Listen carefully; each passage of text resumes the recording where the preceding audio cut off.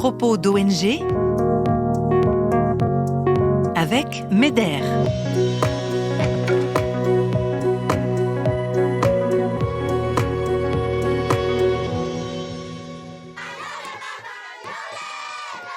Dans les pays où nous intervenons, certaines localités sont parfois attaquées.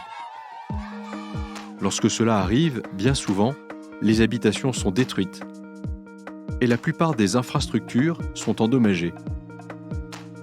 Il faut donc évaluer l'ampleur des dégâts. James est consultant pour l'eau et l'hygiène chez MEDER. Il se rend sur place après l'attaque d'un village. Pour assurer leur sécurité, l'équipe n'a qu'une heure pour faire le tour de toutes les infrastructures. Je me souviens, lorsque nous avons atterri, j'ai commencé à courir dans tous les sens. À ce moment-là, la seule chose que j'avais en tête, c'est combien y a-t-il de stations de pompage? Est-ce qu'elles sont abîmées ou détruites? Est-ce que j'arrive à décrire rapidement ce qui est cassé?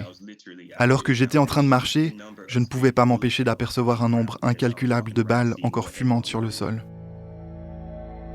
Toutes les maisons sont brûlées, et dans ce paysage dévasté, James aperçoit 3 hommes assis sur des ruines, probablement des habitants revenus sur les lieux. L'un d'entre eux le regarde fixement.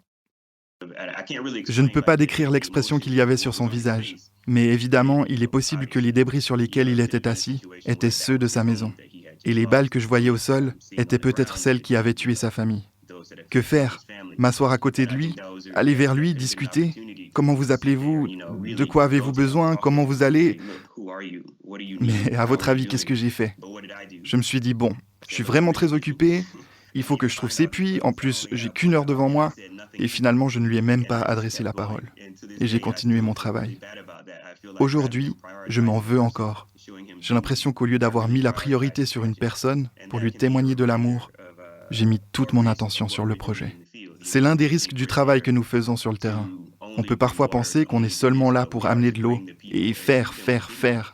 Mais on est là pour les gens et pour les considérer avec amour et dignité.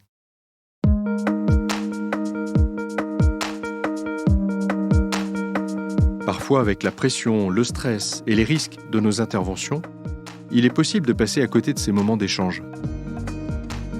L'histoire de James montre ce qui nous anime. Le cœur de notre action n'est pas dans les projets que nous réalisons. Il est dans la rencontre avec les personnes que nous servons.